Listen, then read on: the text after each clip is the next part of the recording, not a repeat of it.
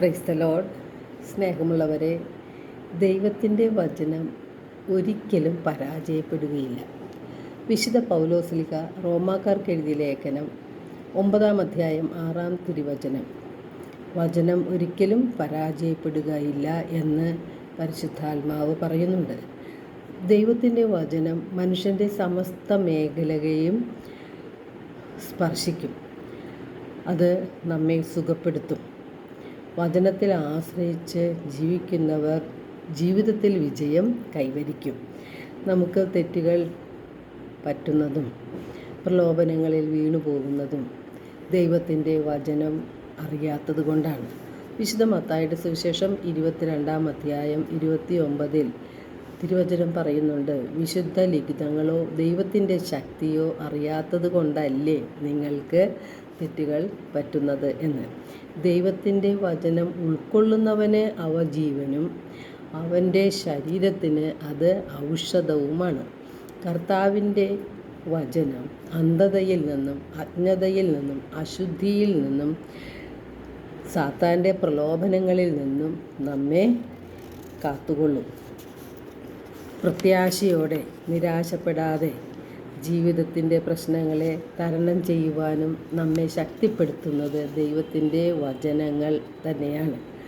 ദൈവത്തിൻ്റെ വചനം നമ്മുടെ ജീവിതത്തിൻ്റെ വഴികാട്ടിയാണ്. സുഭാഷിതം 6:22 തിരുവചനം പറയുന്നുണ്ട്, നടക്കുമ്പോൾ അവ നിന്നെ നയിക്കും, കിടക്കുമ്പോൾ അത് നിന്നെ കാത്തുകൊള്ളും, ഉണരുമ്പോൾ നിന്നെ ഉപദേശിക്കും. അങ്ങനെ പാപം ചെയ്യാതെ സാത്താൻ്റെ പ്രലോഭനങ്ങളിൽ വീഴാതെ നമ്മെ നിരന്തരം സഹായിക്കുന്നത് പരിശുദ്ധാത്മാവാണ്. ആ പരിശുദ്ധാത്മാവ് ദൈവത്തിൻ്റെ വചനം നമ്മിൽ ഓർമ്മിപ്പിച്ചു തരുന്നത് കൊണ്ടാണ്. സങ്കീർത്തനം 119:15 സങ്കീർത്തനം പറയുന്നുണ്ട്, അങ്ങേക്കെതിരെ പാപം ചെയ്യാതിരിക്കേണ്ടതിന് അങ്ങയുടെ വചനം ഞാൻ എൻ്റെ ഹൃദയത്തിൽ സൂക്ഷിച്ചിരിക്കുന്നു.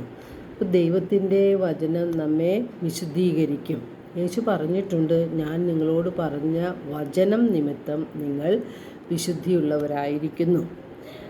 ദൈവത്തിൻ്റെ വചനം ആത്മാവും ജീവനുമാണ്.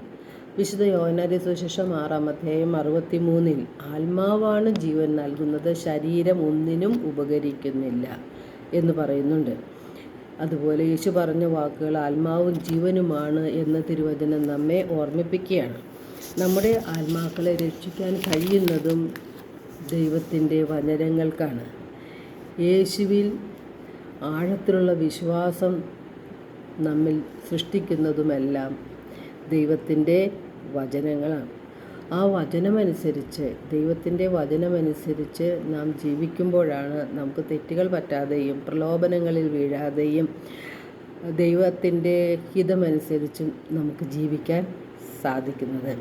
വിശുദ്ധ യാക്കോബ് ശ്ലീഹ 1 അധ്യായം 21-22 തിരുവചനങ്ങളിലൂടെ അത് വ്യക്തമായിട്ട് പറയുന്നുണ്ട്, ആകയാൽ എല്ലാ അശുദ്ധിയും വർദ്ധിച്ചു വരുന്ന തിന്മയും ഉപേക്ഷിച്ച് നിങ്ങളിൽ പാകിയിരിക്കുന്നതും നിങ്ങളുടെ ആത്മാക്കളെ രക്ഷിക്കാൻ കഴിവുള്ളതുമായ ജീവൻ്റെ വചനത്തെ വിനയപൂർവ്വം സ്വീകരിക്കുവിൻ. വചനം കേൾക്കുക മാത്രം ചെയ്യുന്ന ആത്മവഞ്ചകരാകാതെ അത് അനുവർത്തിക്കുന്നവരും ആയിരിക്കുവിൻ എന്ന് യാക്കോബ് ശ്ലീഹ നമ്മെ ഓർമ്മിപ്പിക്കുകയാണ്.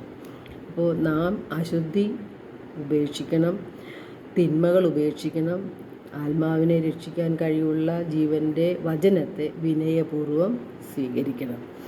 നാം വചനം കേട്ടാൽ മാത്രം പോരാ, അതനുസരിച്ച് ജീവിതത്തെ നിയന്ത്രിക്കുകയും ചെയ്യണം. ഇപ്പോൾ പരിശുദ്ധാത്മാവിൻ്റെ പ്രേരണ അനുസരിച്ചുകൊണ്ടൊരു ജീവിതം നയിക്കാൻ നമുക്ക് എല്ലാവർക്കും സാധിക്കും.